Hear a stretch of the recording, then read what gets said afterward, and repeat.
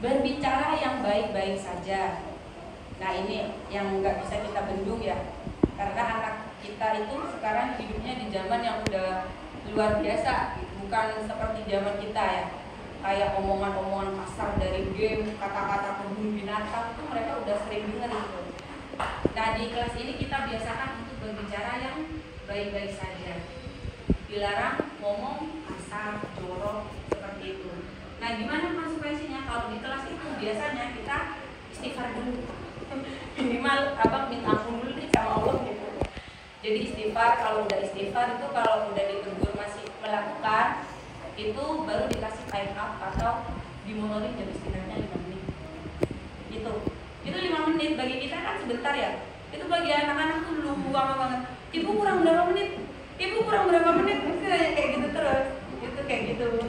Seperti itu konsekuensinya kalau di kelas, dan sejauh ini masih efektif sih. Seperti itu. Terus dibiasakan tolong di rumah untuk sholat 5 waktu.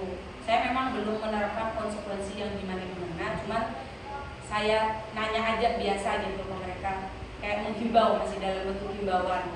Tolong sholatnya yang lengkap. Tiap pagi juga ditanyakan, abang sholatnya full nggak? Kurang berapa yang bolong? Kalau sholatnya nggak full itu berarti Islamnya nggak lengkap loh bang. Aku tadi nggak dibangunin, yang harus dibangunin abang pakai alarm kayak gitu. Atau ketiduran kadang siangnya, biasanya anak-anak tuh banyak yang lewat di sholat zuhur atau subuh yang paling susah.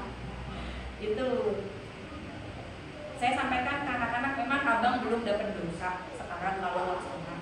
Tapi kalau abang kakak nggak terbiasa dari sekarang, nanti kalau udah gede susah loh nak kayak gitu.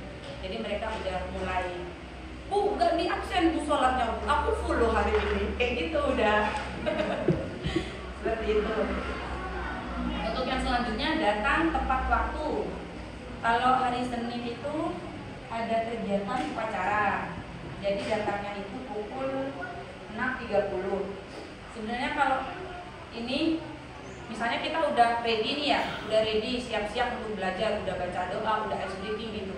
Terus ada satu orang yang datang gitu kan, padahal kita udah siap. Nah kayak gitu, jadi si satu ini belum siap gitu loh Bapak Ibu. Jadi dia ketinggalan gitu. Atau misalnya kalau memang mau datang telat, itu nggak apa-apa, tolong kasih tahu saya biar saya tidak bertanya-tanya kemana ini kok belum datang gitu. Izin nggak apa-apa kalau misalnya ada kepentingan atau berhalangan gitu. Ibu mohon maaf, anak saya datang telat ya hari ini karena begini begitu misalnya ya. Terus kalau nggak masuk juga, kalau nggak masuk sekolah itu tolong juga kasih tahu saya, minimal saya tahu kenapa kok nggak masuk. Apakah bepergian atau sedang tidak enak badan, seperti itu. Jadi ya itu tadi biar saya nggak bertanya-tanya kemana anak saya satu ini, kok tidak ada judulnya gitu ya. Ini tadi sudah. Nah ini yang baru juga, adab makan. Jadi pas pertama saya datang ke sini, anak-anak itu makannya masih berdiri gitu ya, sambil jalan, sambil lari. Nah ini mulai pelan-pelan saya biasakan anak-anak itu kalau makan duduk di mana aja, duduk ya nak ya, menggunakan tangan kanan itu. Terus ada hadisnya juga gitu. Jadi habis baca doa sebelum makan itu anak-anak baca hadis. Jadi kalau ada teman yang berdiri langsung dibacain hadis tuh, lah ayo Rasulullah kayak gitu. Jadi berasa langsung diceramahin gitu ya. Gitu anak-anak udah mulai paham. Dan tolong ini diteruskan di rumah gitu ya, apalagi ini udah mau liburan lama, jadi nanti yang udah ditanam di kelas nanti buyar mulai dari nol lagi. Kemen-kemen ya Bapak Ibu, seperti itu. Nah ini juga yang penting, yang terakhir ya untuk sikap dan perilaku anak-anak kita itu ternyata sekecil itu sudah mulai tahu suka-sukaan. Iya, suka-sukaan ya. Ibu itu pacarnya ini. Ini suka sama itu kayak gitu.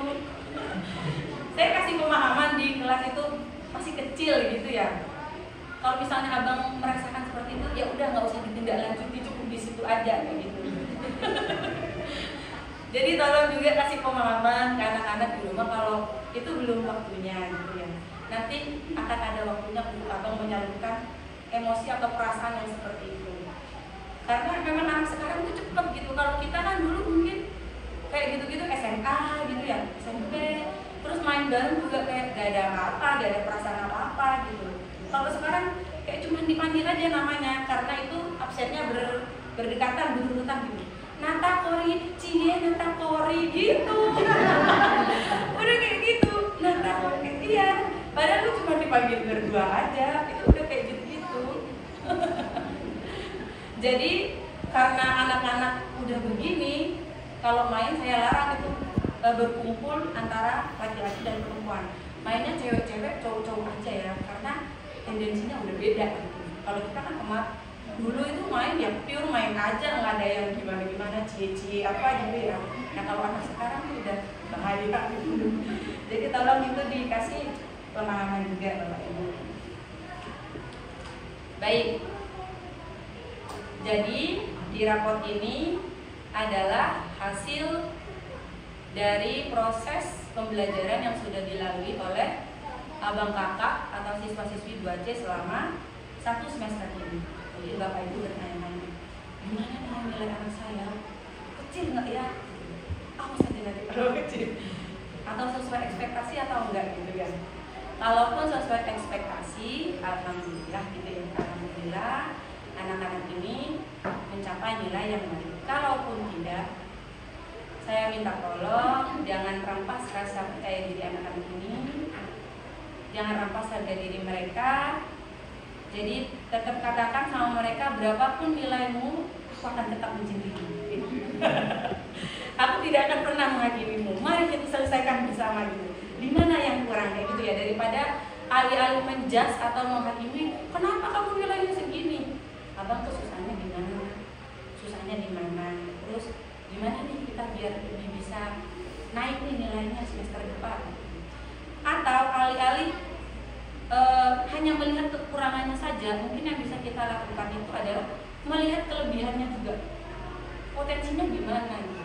Karena setiap anak-anak itu gak ada yang sama. Bukan hanya karena anak-anak ini tidak pintar matematika, gak jago matematika gitu. Gak pintar ini berarti. Padahal kan kemampuan bukan hanya di bidang matematika aja gitu ya. Masih banyak tuh kecerdasan yang lain yang bisa kita explore. Seperti saya suka bahasa Inggris, tapi nilai olahraga saya itu selalu di bawah 8. Nggak apa-apa gitu, ya udah. Memang kelebihannya di situ ya udah. Dan ada anak yang jagonya dia kalau olahraga nendang bolanya presisi, bolanya bagus gitu. Tapi mungkin di berhitungnya masih perlu ditingkatkan. Seperti itu. Nggak ada anak-anak yang sempurna.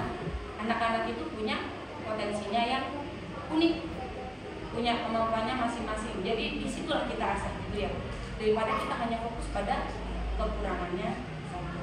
Seperti itu ya Bapak Ibu. Jadi mulai sekarang dilihat-lihat anaknya, kelebihannya di mana. Kayaknya anak saya suaranya bagus.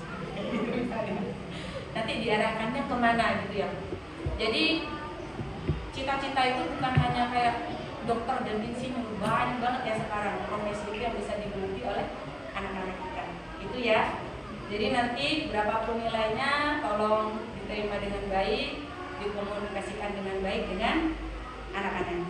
Seperti itu. Baik, ini lanjut ya, karena waktunya sampai 8:30 karena gantian juga sama kelas yang lain. Karena parkirannya luas sekali sebenarnya. Gitu. Oke. Jadi Bapak Ibu, hari ini selain penerimaan rapor, kita itu juga ada agenda paguyuban. Mungkin sebelumnya Bapak Ibu sudah pernah dengar ya paguyuban yang anaknya mungkin tidak pernah sekolah lain. Jadi kita mau membentuk paguyuban kelas.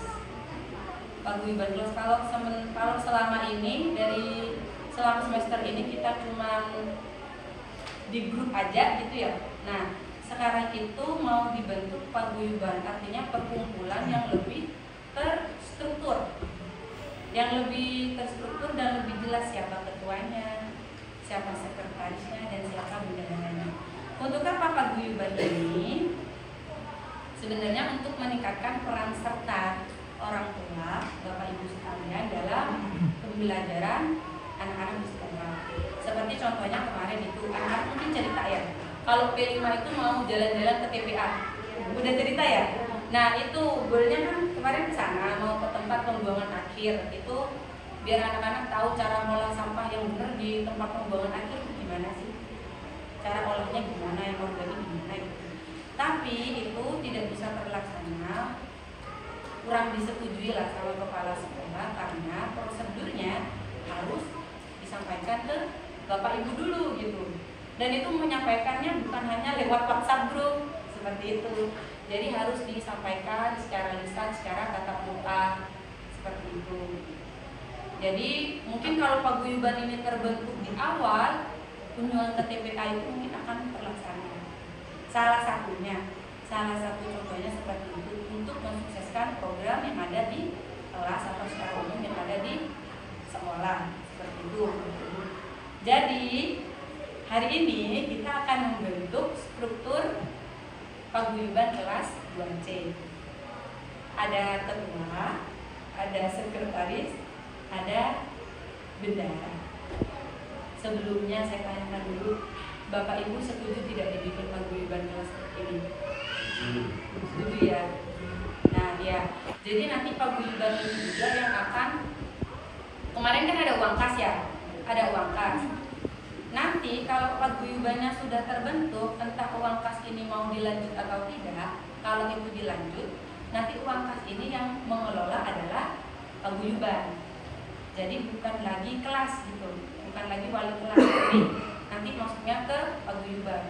Wali kelas jika ada program apa-apa yang butuh biaya atau dana, nanti komunikasinya ke paguyuban. Seperti itu contohnya Bapak Ibu, salah satu programnya. Baik, kita mulai ya pembentukannya. Gimana? Apa kita ice breaking dulu nih? Saya berasa ditatap ratusan mata gitu. Dari tadi kita ice breaking dulu ya, biar gak tegang ya.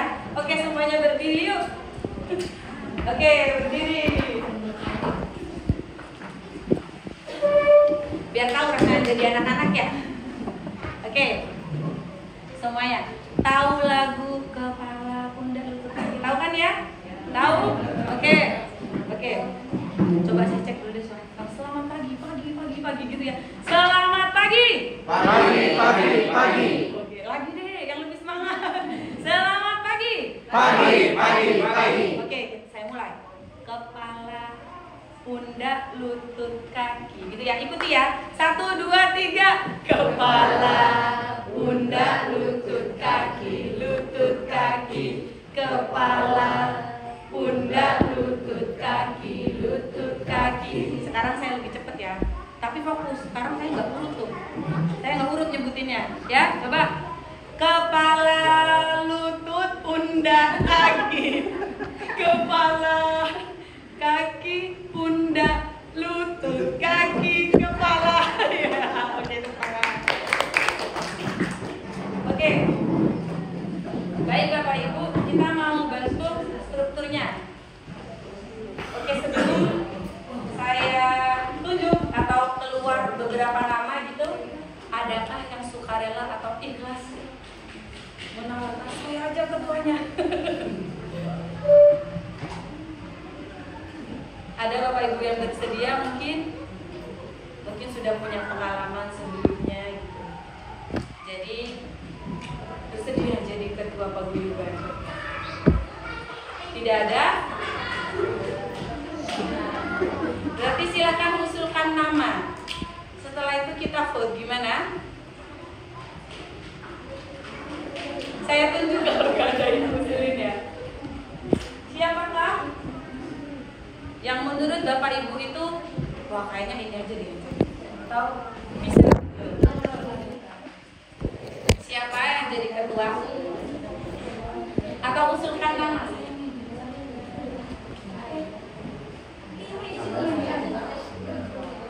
Siapa?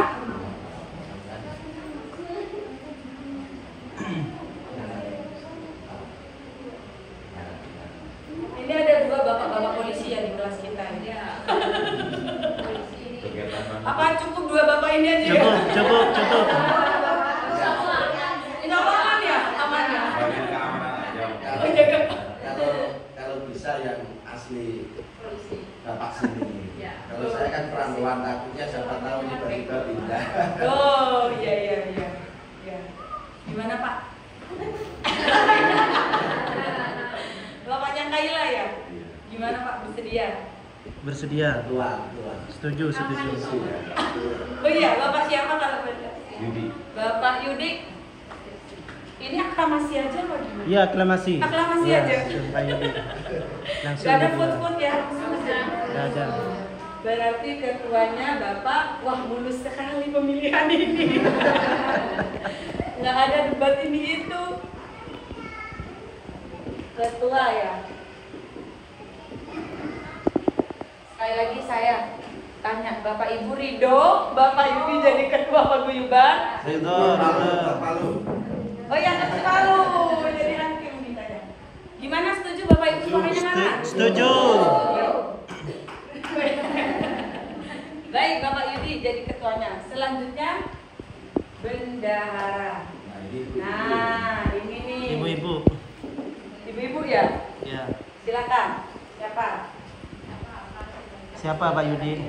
Siapa? Siapa yang jadi bendahara?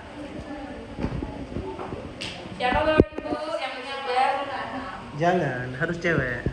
Lah kan istrinya cewek.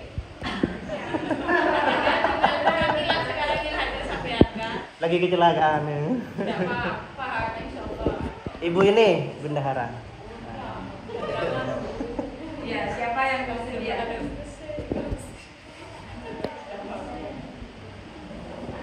Siapa? Mama Kori ya? Ya, setuju. Soalnya anaknya kan sudah jadi bendahara. Oh iya, benar. Jadi kalau bagian lagi-lagi itu paling banget, Ibu hari ini uang kas. Jadi kalau nggak bayar, abang belum bayar ya. Setuju, Bu. Gimana? Ya, setuju. Mama Kori bersedia. Ya, bersedia. Gimana, ada yang lain? Tetap Ibu Kori. Gimana? Yang lain Bu Wiwit. Bu Wiwit sih. Jangan pura-pura nunduk ya Bu Wiwit. Bu Wiwit ya?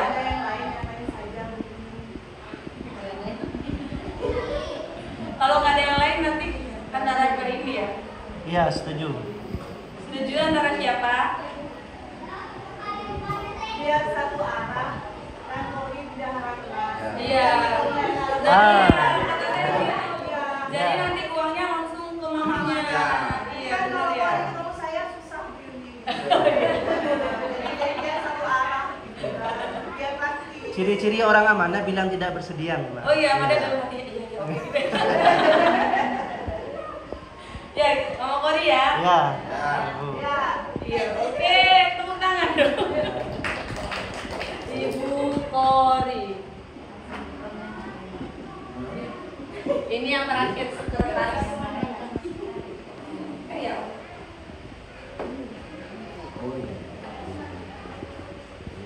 Sekretaris. Ini remotan. No. Siapa sekretarisnya? Yang rapi gitu ya pembukuannya. Siapa? Ibunya. Mama Alan. Mama Naila mungkin ya berkenan. Baik, siapa? Bu Wiwit ya. Kan Bu Wiwit tadi gak mau jadi bendahara. Iya. Iya. Jadi sekarang sekretaris aja. Oh iya. Pasrah ya kayak. Boleh Bu tepuk tangan. Wiwit wali siswanya dari Widi. Iya. Ibu Wiwit. Ya. Baik, terbagi kelas sudah, struktur paguyuban kelas 2C dengan ketua Bapak Yudi. Berdiri Bapak Yudi, bisa berdiri. Bendahara Ibu Kori, ya, dan sekretaris Ibu Wiwit. Terima kasih. Baik. Setelah ini selamatan ya, Bu ya. Kenapa, Pak? Setelah ini selamatan. Oh iya, iya Pak, iya. Pak Yudi. Pelantikan ya Pak ya, pelantikan. Ya. Nah, untuk uang kas itu nanti saya kembalikan ke kesepakatan Bapak Ibu ya. Mau dilanjut atau tidak? Gitu. Lanjut atau tidak? Atau mau diputuskan sekarang? Iya, diputuskan Biar sekarang. benderanya nggak bingung nanti kalau nggak ada uang kas saya mau ngapain? Ya gimana Bapak Ibu? Lanjut. Dilanjut ya. Ya. Baik, terima kasih. Selanjutnya saya mau minta saran untuk kepala sekolah. Jadi nanti ini akan disampaikan ke kepala sekolah dan sarannya disampaikan secara tertulis. Ya, saya kasih kertas. Kalau Bapak Ibu pikirkan dulu mau nulis apa, setelah itu saya